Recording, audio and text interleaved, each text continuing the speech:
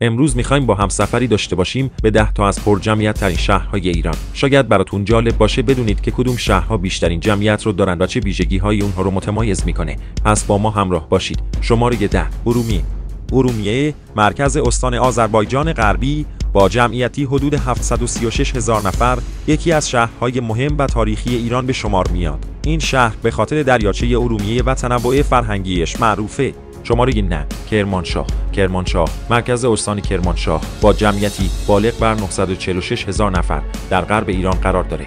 این شهر باستانی با جاذبه‌های تاریخی مثل طاق بستان و بیستون شناخته میشه. شماره 8 اهواز، مرکز استان خوزستان با جمعیتی حدود 1,180,000 نفر، یکی از شهرهای صنعتی و نفتخیز کشوره. وود کارون از وسط این شهر عبور میکنه و پل‌های متعدد روی اون از جاذبه‌های دیدنی اهواز هستن. شماره 7 قم، مرکز استان قم با جمعیتی در حدود 1,200,000 نفر، یکی از مراکز مذهبی و علمی ایران محسوب میشه. شماره 6 تبریز، مرکز استان آذربایجان شرقی با جمعیتی بیش از 1,800,000 نفر، یکی از قطب‌های صنعتی و تاریخی کشور. بازار تبریز به عنوان بزرگترین بازار سرپوشیده جهان در این شهر قرار داره. شماره 5 شیراز، مرکز استان فارس با جمعیتی بیش از 1,900,000 نفر، به خاطر باغ‌های زیبا و شاعران بزرگش مثل حافظ و سعدی معروفه. آرامگاه این شاعران و باغ ارم از جاذبه‌های گردشگری شیراز هستند.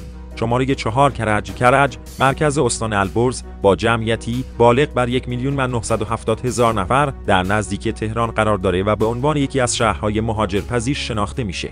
قبل از معرفی 3 شهر پرجمعیت ایران باید بگم که اگه این ویدیو رو دوست داشتین میتونین با لایک و کامنت و سابسکرایب یا فالو هم از این پیج یا کانال حمایت کنین و هم ویدیوهای بیشتری از این سبک رو ببینیم.